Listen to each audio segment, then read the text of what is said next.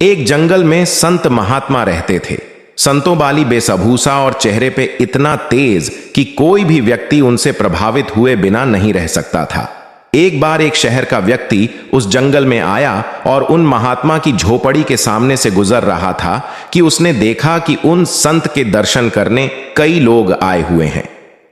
वो व्यक्ति महात्मा जी के पास गया और उनसे बोला, देखने में तो आप इतने अमीर भी नहीं दिख रहे और ना ही मैं खुद भी आपसे प्रभावित हुआ, फिर ये इतने लोग आपसे इतने प्रभावित क्यों हैं?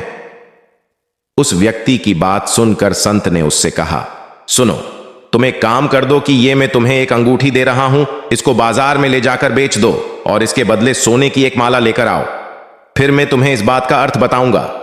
वो शहरी व्यक्ति उस अंगूठी को लेकर बाजार चला गया और उसके बदले सोने की एक माला लेने को दुकानदारों से कहा। ये बात सुनकर बाजार में कोई भी उसको उस अंगूठी के बदले में पीतल का एक टुकड़ा देने को तक तैयार ना था। यही बात आकर उस व्यक्ति ने उन संत को कही कि महाराज, इसके बदले तो कोई पीतल का टुकड़ा नहीं दे रहा और आप सोने की माला का कह रहे हो। तब उसकी बात सुनकर संत मुस्कुराते हुए बोले कि अब जरा ही दूर एक पीछे गली में दुकान है, उसके पास जाओ और उसको अंगूठी देकर सोने की माला लेने को बोलो। वो व्यक्ति उस गली वाले दुकानदार के पास गया और उसको पूछा कि सेठ जी, इस अंगूठी के बदले सोने की माला दे दोगे क्या आप मुझे? उस दुकानदार ने अंगूठी को हाथ में लेकर देखा और कहा कि इस अंगूठी के बदले तो मैं तुम्हें सोने की 5 मालाएं दे सकता हूं। बोलो, बेच रहे हो क्या अंगूठी?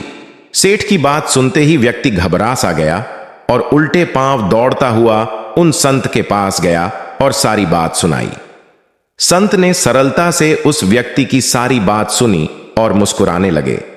मुस्कुराते हुए संत ने उस व्यक्ति को कहा कि बाजार में जो लोगों की भीड़ है उनमें से किसी भी व्यक्ति ने इस अंगूठी को नहीं पहचाना, जबकि उस गली में बैठा वो जौहरी इस अंगूठी को पहचान गया कि ये तो हीरे की अंगूठी है।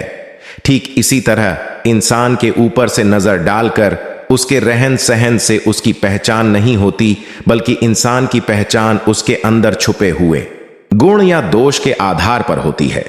संत की बात सुनकर वो व्यक्ति बहुत शर्मिंदा हुआ और संत के चरणों में गिर गया।